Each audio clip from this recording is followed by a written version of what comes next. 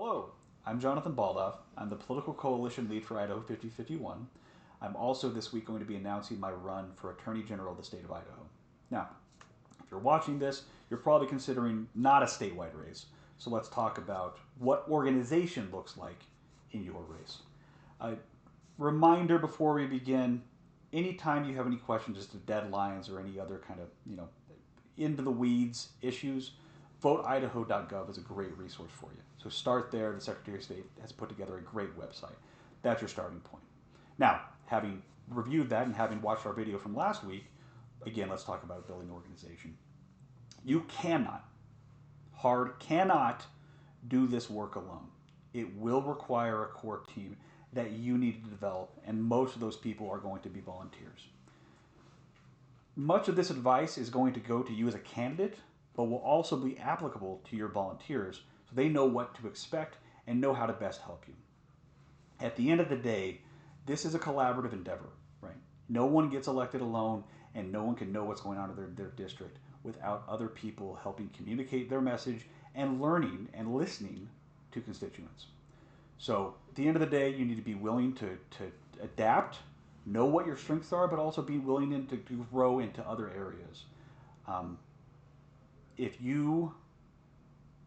My generation is not very good when it comes to other social media besides maybe Facebook.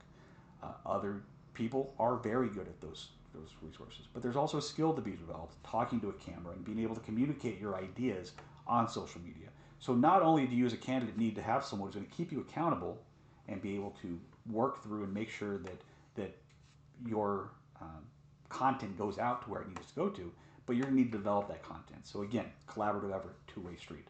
So what do all these other tasks look like? The first and foremost issue that you need to resolve is what policies are you putting forward?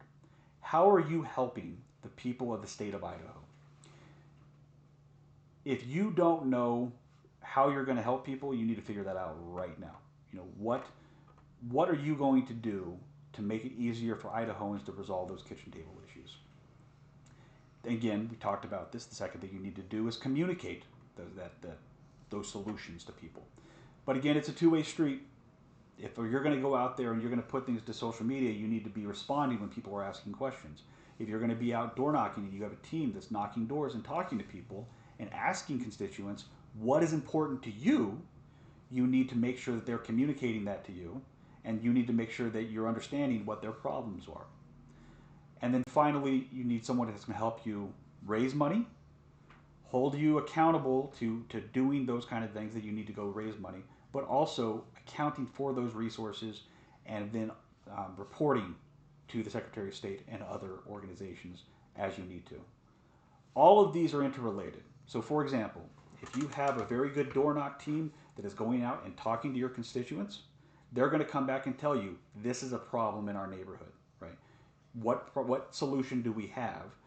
As you develop that problem, or develop those solutions, you're going to develop more support. That support might come in the way of more volunteers, but also might come in the way of money. More money, we'll talk about that next week as to what things you might spend your money on, how to raise that money, but also how to report that. But all these, again, all interrelate to each other. At the end of the day, voters need to understand what you stand for. This job is representing the people of the state of Idaho. You are interviewing for that job. You need to keep that in mind at all times. So that's organization, and that's the basics there. Next week, we're going to talk about how to get fundraising done and what that looks like and how to report and how to manage that. If you want to see that video, like, subscribe, and comment. Last week, we talked a little bit kind of the basics of what we're going to be doing and how to get this done. If you haven't watched that video, go ahead and go look at that video now. If you are thinking about running, you have 6 days in some of these races and a little bit longer in other races to declare.